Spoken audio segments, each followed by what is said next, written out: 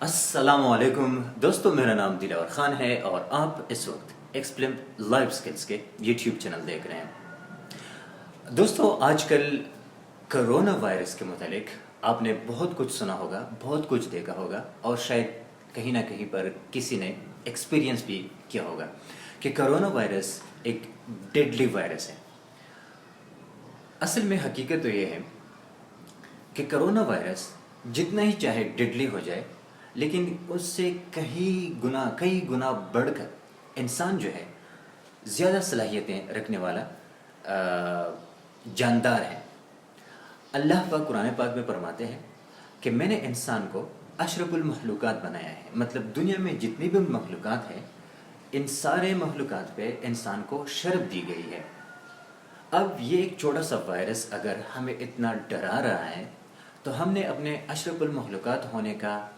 وہ کریکٹرسٹک دکھانا ہوگا کہ ہاں ہم اس وائرس کا مقابلہ کر سکتے ہیں۔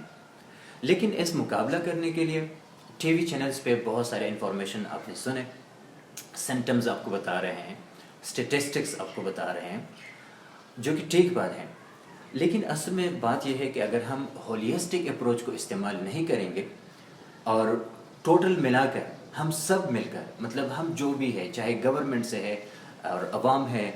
سائنٹسٹ ہے، ڈاکٹرز ہے، اور یا عام بندے ہیں، عام لوگ ہیں، میل ہے، فیمیل ہے، بچے ہیں، بوڑھے ہیں، جو بھی ہے، جوان ہے،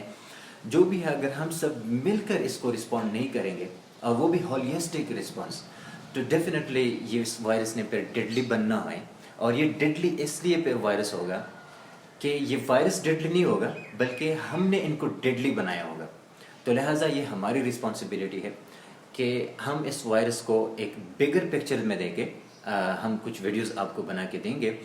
جس میں ہم بھرپور کوشش کریں گے کہ ایک پوری سمری ہو اس میں، اور ہر ایک اینگل، ہر ایک اسپیکٹ، ہر ایک لیئر، ہر ایک ڈائمنشن سے اس وائرس پہ بات کی جائے، اور نہ صرف بات کی جائے بلکہ باتوں کو انتہائی آسان بھی بنائی جائے، اور ساتھ ساتھ میں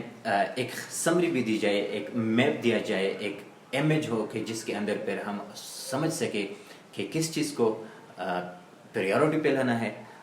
ساری چیزوں کو کس طرح ویل آرگنائزڈ کرنا ہے، کس طرح ان کو آپس میں کنیکٹ کرنا ہے، اور یہ سارا کچھ، یہ پورا پروسیس وائرس کے اگینسٹ جو ہے یہ ہم کیسے تکمیل تک پہنچائیں گے، اس پر ہم ویڈیوز بنائیں گے۔ آپ ضرور دیکھیے گا ایکسپلم لائف سکلز کو۔